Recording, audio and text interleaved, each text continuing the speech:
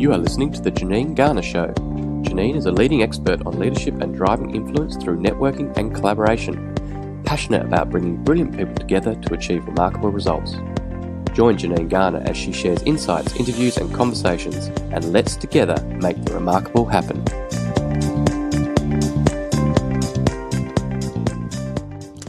Welcome to the latest episode of Unleashing Brilliance. I've got the absolute pleasure to be sitting here today with Oscar Trimboli.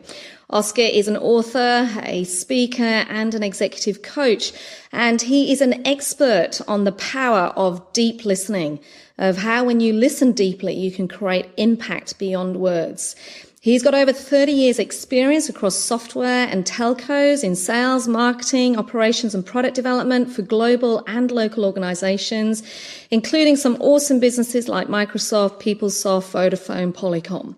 And it's this combination that provides a unique blend of practical and evidence-based methodologies. He consults to a whole list of organizations from 20th Century Fox through to News Corp, Universal Music and Qantas. He's the head of the coaching faculty for the Marketing Academy Australia, and he's an author. He's the author of 2 books, Breakthroughs, How to Confront Assumptions, and my favourite book at the moment, Deep Listening, How to Have an Impact Beyond Words. It's an absolute pleasure to sit and chat with you today, Oscar. I'm looking forward to it. So, where did it all begin? What did you want to be when you grew up? I can't imagine you wanted to be an author of a book called Deep Listening. What did you want to be when you grew up? I loved cooking. You love cooking? And I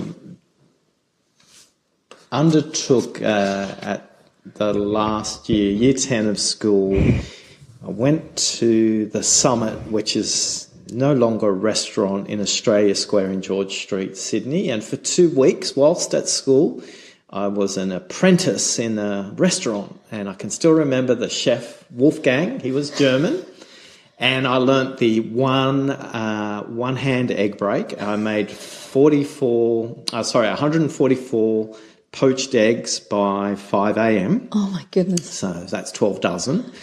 And roasted capsicums and peeled potatoes and all those other jobs that the juniors get. And then at 10 a.m., Wolfgang said to me, "Okay, Oscar, I want some lunch."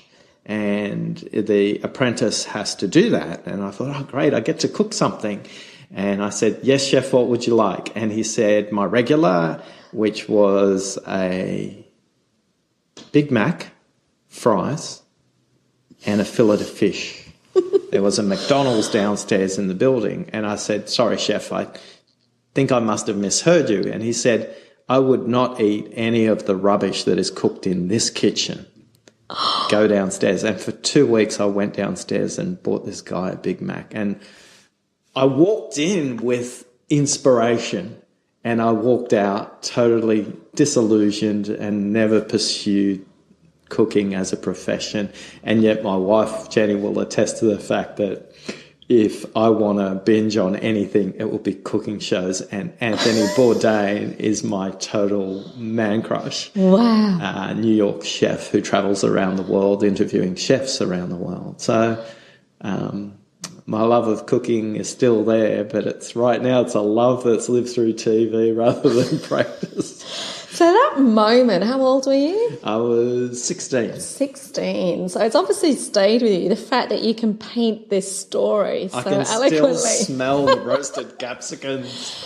Was it taught you about either yourself or people or leadership, managing others? Yeah, my passion is by growing the next generation of leaders, whether it's my work with the Marketing Academy or with Microsoft Protégé and the graduate program there, or with other programs I'm part of. And I learnt from that interaction that your actions, not your words, create a massive impact, not just for today and tomorrow, but for me for the rest of my life.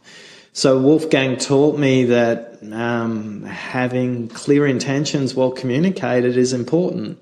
But is it inspirational or is it really just disillusional? So he taught me not only how you deliver the message matters, but what the message is really important too. So I guess to some extent, I spend a lot of time in thought thinking about what I'm going to say.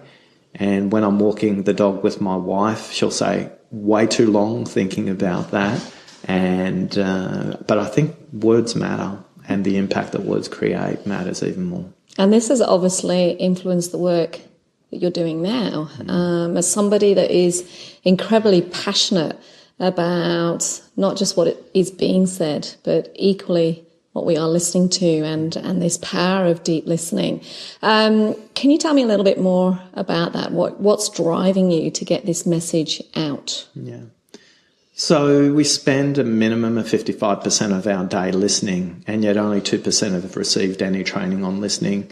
You didn't go to school and go into a listening class. You didn't have a listening teacher. There wasn't a listening course you could go to at university. In fact, there wasn't even a listening elective that you could attend at university. So if you survey any audience, and I've done this and a number of academics have done this, you can survey any audience in any part of the world, in any culture, and ask them, do they think they're above or below average listeners? 80% of the audience will always say they're above average listeners, which statistically is impossible. 50% of the audience needs to be above and 50% below.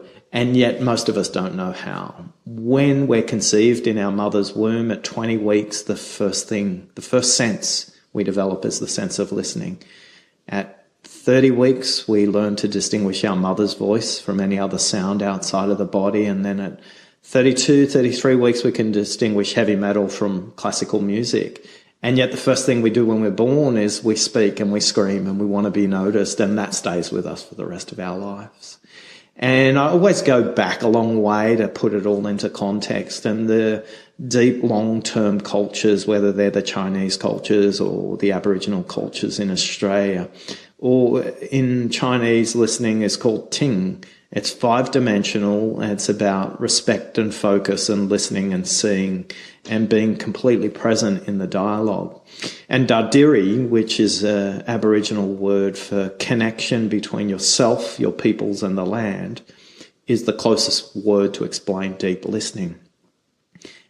And by 2030, I want 100 million people in the world to know what deep listening is, to know the difference between I'm not a good listener and I am a good listener, but more importantly, to provide them with some simple tools to get there. And the podcast, the books, and my speaking is all about trying to get that message out there, because many of the problems that we face in the world, whether that's in a personal relationship, whether that's in an organisational context, whether that's in a political context, whether that's in inter-country, North Korea, South Korea as an example, it all comes about through people shutting down and not listening. So that's where it comes from. And where did it all start for you? When did you realise that this was something that you did naturally, that you have subsequently developed, researched, explored further?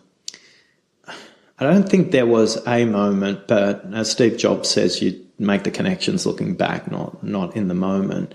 And looking back, I can go to, I was very deliberate at our dining room table at home, listening to my parents and my siblings.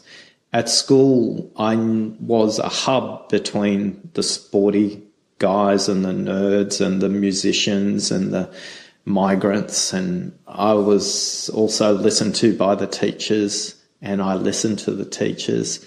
And then in professional life, I always made a point of bringing executive teams or the sales teams or the business units I led into contact centres, or getting them very, very, very, very close to customer discussions. I remember bringing one set of executives and our advertising agency into a very, very cold computer server room.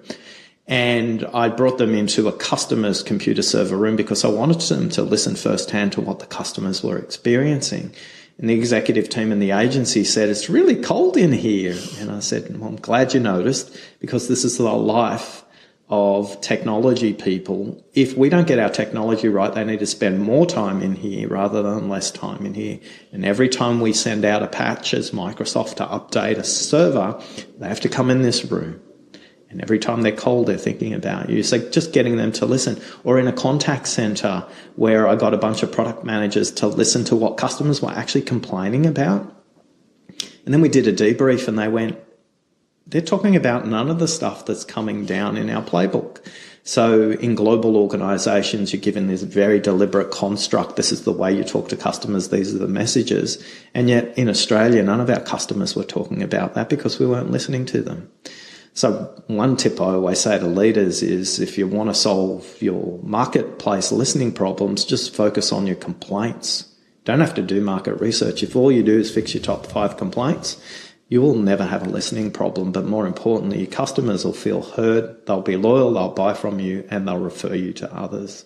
You know, one of the biggest listening mistakes Microsoft made in 2007 was when the iPhone was launched and Steve Ballmer stood on stage and said, nobody's ever going to buy a $1,000 phone. And yet 6 billion iPhones later, Microsoft's not in the phone business, and that was a failure of listening. And it wasn't just the CEO, it was the whole organisation that had missed an entire market move. And now Microsoft's needing to reinvent themselves as a result of that. So I can see in all kinds of domains where listening played a really, really big role. And what I noticed was when I was in organisations, I never had problems recruiting new staff. They'd always want to come and join our teams because we were doing things a little differently. But a couple of people always would say to me is, I'm joining your team because my manager doesn't listen to me. You do. You're not even my manager and you've spent more time listening to me than my manager has for the last 3 years. I'd love to be part of your team. So in a roundabout way, it's a great way to spot talent. I remember a lady rang me from the USA and she'd heard about the work I'd done with the graduate program and said, hey, I'd heard about your work. Would you mentor me? And I'd say, Priscilla, what do you want to do? She goes, I actually want to move to another country.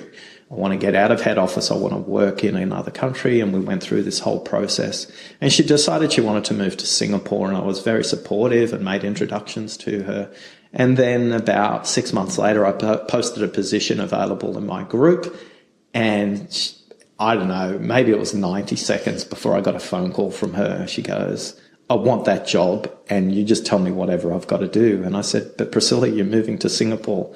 And she said, yeah, but I want to work for you. And that all came about because of listening. So I think listening for leaders means you're always listening for talent. And for a lot of leaders, whether you're running your own business or you're an executive in an organisation, spotting great talent is really listening. And if you can, your growth problems go away because you're hiring great people. So I think listening gives you a really unfair advantage. Particularly when it comes to recruiting talent. So they're the dots I joined together. And, it really was probably 18 months ago where somebody said on a webinar that, you know, your expertise is listening, Oscar, go and own it, that I actually did. And, from then I've been very diligent in codifying everything I know into books and podcasts and diagnostics and the work I do in workshops and things like that. And I'm glad you did. And we'll come on to your podcast in a second. I just want to talk about, you mentioned in that response about your passion for creating a future generation of people that can listen. I'm curious as to your thinking about what the period of time that we're living in, which is a very narcissistic, giving out of information. We're living in a highly connected world, but I worry that we're becoming more disconnected than ever. What's your thought of how important this skill is, and have we stepped closer to it becoming better, or have we got a harder job to do in the current climate?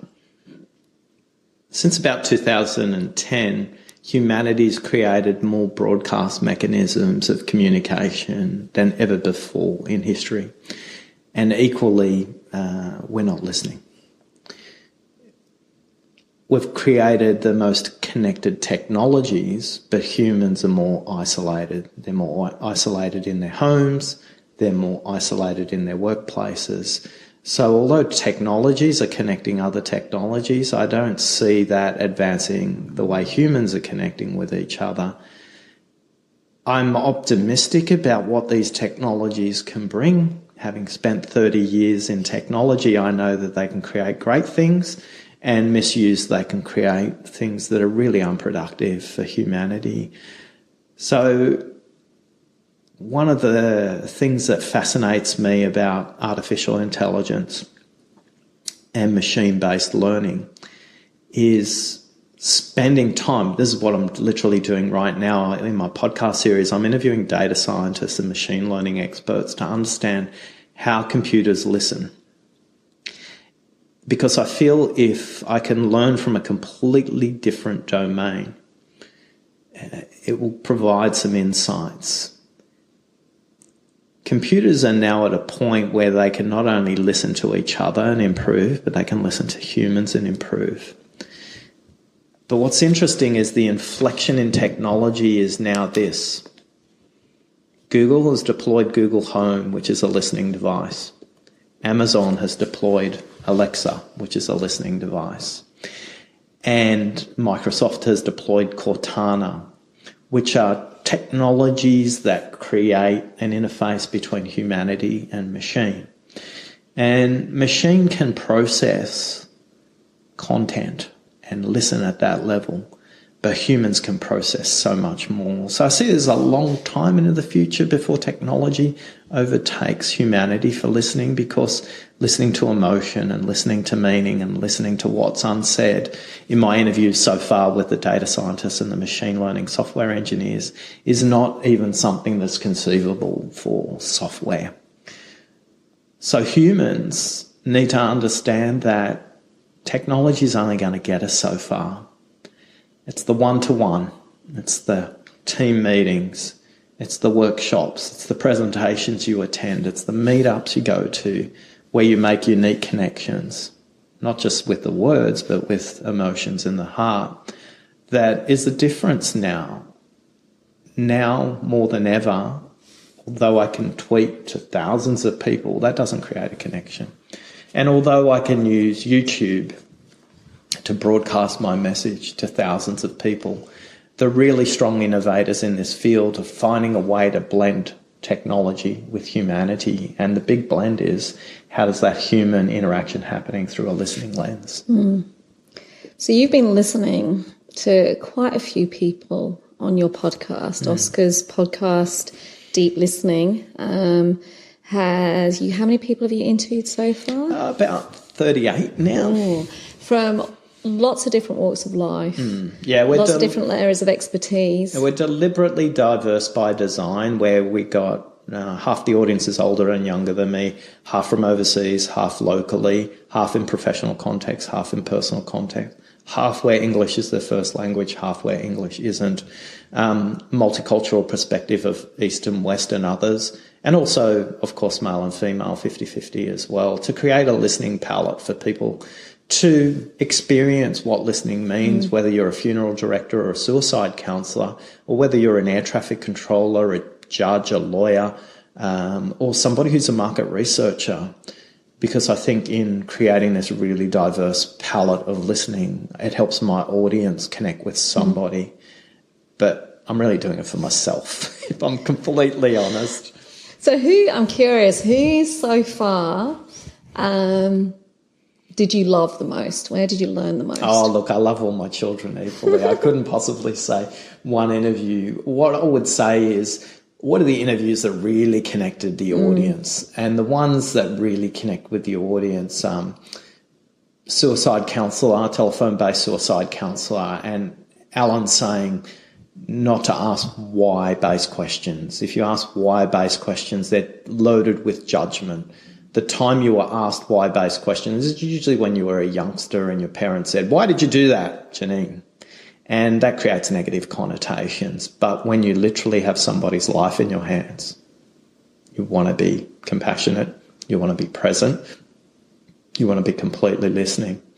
And Jen, who's an Auslan interpreter for the deaf community, her ability to listen to what the group's saying, not just what the individual's saying in the group, was really powerful. But equally, I think of mediators that we've interviewed who talk about bringing parties together who have huge conflicts around water. And there was one project where a dam was going to be built over a river, and that had fishing implications as well as implications for the local tourism industry. But equally, I've spoken to workplace mediators where managers have completely abdicated their role as leaders in a conflict in the workplace and outsourced that to a mediator and a really, really skillful listener. And yet I think about Bronwyn, who's a funeral director, who listens to people at the most difficult time of life when they've lost a loved one, and how do they listen not only to what's said but what isn't said. And of course it's going to be emotional, but how do you help those people through that? So definitely don't have a favourite. What have you learnt about yourself during this process of listening to others? This is really unexpected. I've learnt that I'm creative, and when I left school, I went to study accounting, and I started life off as an audit clerk. And I was counting spark plugs at a Jaguar dealer in the eastern suburbs of Sydney. And my manager at the time pointed out to me that we were doing spreadsheets on A3 paper spreadsheets. This is before computers. And I was using pencil and pen because you needed to be a manager to use a pen, because pen meant permanent and pencil meant you could rub it out. But I discovered I was dyscalculous, which means I'm dyslexic when it comes to dealing with numbers, so I transpose numbers very regularly. So I was so excited when caller ID came through, because I'd meet lots of lovely friends when people left me voicemails in the past, because I'd just ring up the wrong person and start a conversation with them, only to realise I'd dialed the wrong number. So structure was always really important to me. You know, if one thing I learned from spreadsheets, they had rows and columns, and I loved the structure, but then I eventually went to computerise those. But most of my career was spent inside structures, whether they were organisational structures or software structures, which are relatively binary. But the process of creating a book or a podcast has liberated some fascinating part of my brain to deal with creativity. I was lucky enough to work with a team at Presentation Studio to bring the artwork to life around the book and the PowerPoint presentations. And their briefing process was just astonishing in how to get this out of me, and then how the idea evolved over time. And the same with the podcast, where I started with the podcast on a blank piece of paper in a hotel room in Melbourne, and where it is now is completely different. It's got its own momentum. People are approaching me to be interviewed, and I just have fun because I don't have a format. I just listen to the people, and the podcast emerges from that, and sometimes that freaks them out. And for me, it's just the process of creating something from scratch with listening, which is really powerful for me. What I love about what you just said is, if we're not careful, format creates structure, which keeps people in. But listening creates opportunity or creativity. And if you push that over onto the world of business or people following dreams or creating something, I wonder how many people are using structure to stop them from moving forward. Whereas if they listen, quite possibly the opportunity could be there. And structure has its place. I don't think we're saying structure's bad, it's whether structure's appropriate. And I think particularly in the ideation stage of an idea, in that embryonic early time where the idea is fragile, putting a structure around it too early will suffocate it. It will really constrict the idea. I'm visualising a boa constrictor just wrapped around a particular idea. I was working with a client a couple of months ago, and they just went too early to try and systematise the idea before it was tested. And sometimes you've got to hold that idea long enough that it sprouts from a seed to a seedling. And sometimes we've just got to let it go. And I think much like the seedling needs to become a sap before we put the pieces of wood in place to give it a bit of a structure, we just got to nurture at that point. And I think the skill for leaders is to know when that's the time. I think managers put structure in too early, and leaders are comfortable with the unknown and explore what's possible longer, which brings more people and more momentum through the idea. So I think it's a great insight you've made. And that exploration, I love your analogy around nurturing. What does Oscar do to make sure that he keeps exploring his thought leadership, keeps nurturing himself? I often say life isn't all unicorns and rainbows, as much as in my world of delusion it is. But how do you make sure you keep gifting what it is that you're gifting to the world? Ironically, structure. So the most structured thing in my calendar, the most sacred thing in my calendar you cannot move, is Wednesday night and Saturday morning running with Can2, I thought you were about to say I'm watching my reality TV cooking shows then. You see, I've been listening. So runs during winter with Can2 happen on a Wednesday night and a Saturday morning, and swims are Thursday nights and Saturday mornings, and sushi with my wife on a Friday night. That's our day night. Those things cannot be moved in the calendar. And they are my places where I can always come back to centre, to reflect when I'm running, where your mind is completely blank. At the 15K mark, there is no jibber jabber going on in your head. You're completely present in your body. Breathing deeply. Exactly. But in that emptiness is the rejuvenation. And in summer, that swimming laps in a pool and just watching that black line, or out on the northern beaches of Sydney or out at Bondi where you can't see the bottom and you're too busy worrying about, was that a shadow or a shark coming up behind me? So I think nature for me, like Jen always says, my wife, that, we have completely different aspects on holidaying, and why Queenstown was brilliant for us. It was the combination of the city and the country. So for me, the perfect holiday has been trekking Nepal or going to Kokoda or doing Kilimanjaro, where nature fills me up. And for Jen, she's filled up by having lots of people and cityscape and cathedrals and artwork around her. So we find the balance in between. So nature and emptiness fills me up, but I've got to structure my calendar to make sure I don't let that go, because it was one season where I kept jumping, and I was like, my business is more important, and I realised that my productivity and my performance for my clients had declined. Probably not noticeable enough for them, but noticeable enough for me to go, the time in my calendar for filling me up is sacred. It doesn't move, and that's what makes a difference. So I love that awareness, and for me, that's where the slight flip is not just listening to others, the importance of listening to yourself.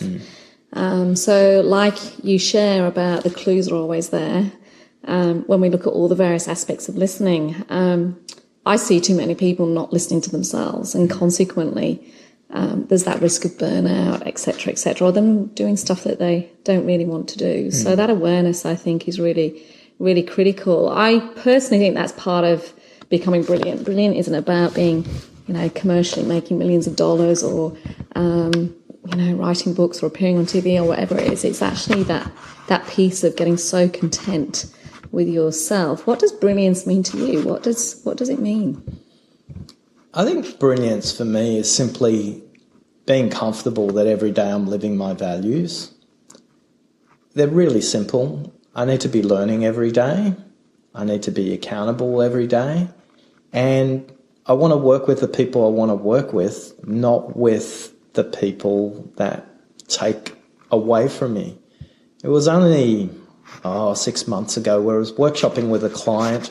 We were 90 minutes into the workshop, and the last person who was running late turned up. And I can remember it distinctly because I looked at my watch. It was 23 minutes past 9, and the break was at 10 o'clock. And between 23 minutes past 9 to 10 o'clock, it was like question time in Parliament House. They were like children going on at each other. At 9:55, I said, guys, I'm not sure I'm the right facilitator for this meeting. Listening to the way you guys have just carried on for the last half an hour, I'm going to leave the room for 10 minutes, have a chat amongst yourselves, and I'm outside. Whenever you're ready, we can either continue or I'm the wrong person. The CEO came and saw me at 10:05 and said, thank you. You've called out something I've been watching for 5 years and haven't had the courage to do, and you did it in 90 minutes. And for me, it was a really important point was I was literally willing to walk out the door in that consulting assignment, not get paid. That wasn't an issue for me, but it was back to my value. I want to work with people who want to make a difference. I want to make a difference for today and tomorrow, but more importantly, make a difference through the next generation as well. One of my favourite quotes is, if your goal can be achieved in your lifetime, it's not big enough. And that's why I want to impact 100 million listeners in my lifetime, because I know I'll never get there.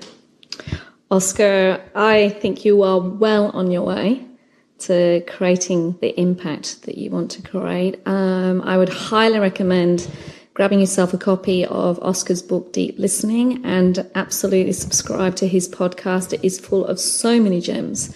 And thank you for the conversation today. For me, some of the key takeouts from our conversation, you very clearly articulated in the beginning about finding the uniqueness of you.